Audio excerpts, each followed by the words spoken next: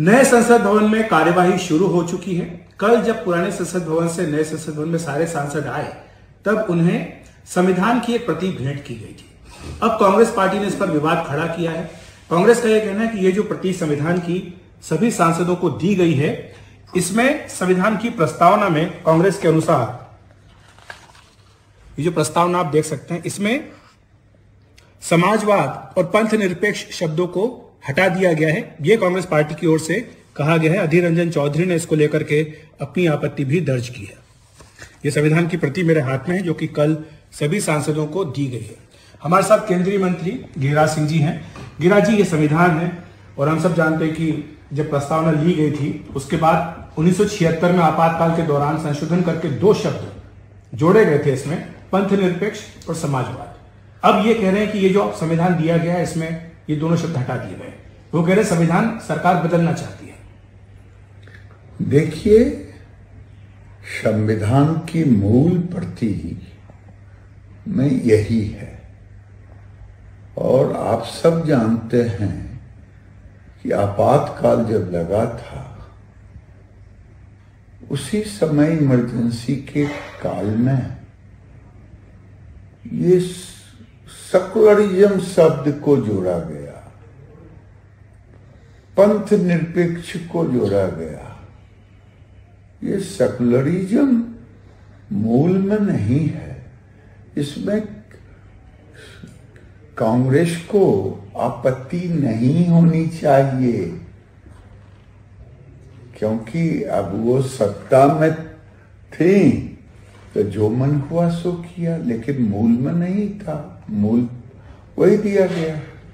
लेकिन गिरिराज जी, मूल में तो नहीं है, ये बात सही है, लेकिन जब संविधान में संशोधन कर दिया गया तो कांग्रेस के लिए कि प्रस्तावना में अब जब ये 2 नए शब्द जोड़ दिए गए तो वही प्रचलन में है तो उन्हीं का उपयोग होना चाहिए। तो वो सरकार की मंशा पर सवाल उठा रहे हैं, पूछ रहे हैं कि क्या सरकार इन शब्दों को हटाना चाहती है, और अगर हटाना है तो फिर इसके प्रक्रिया का पालन करना होगा। देखिए, हमने अभी मूल को लोगों के हाथों में दिया है। न मैं प्रस्तावना की वो संशोधन के उन शब्दों को काट खोट कर रहा हूं, मैं मूल को दिया हूं। तो मूल में जो था वो मैंने दिया है।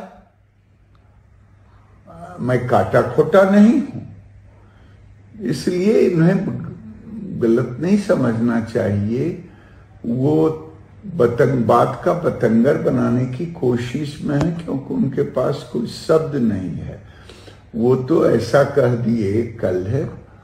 मुझे आश्चर्य हुआ कि 2010-13 में जब आया बिल राज्यसभा से लोकसभा तो 13 को पास हो गया। ये जीवित है।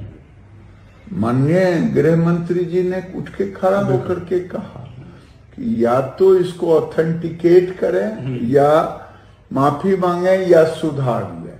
तो मेरा मैं ये कह रहा हूं कि वो बात का बतंगर बना रहे हैं। वो ये लाना चाहते हैं कि मेरे प्रस्ताव को ही, मेरे जो महिला बिल है वो मेरे ही प्रस्तावना है। तो ये उनका एक आदत सा बन गया है।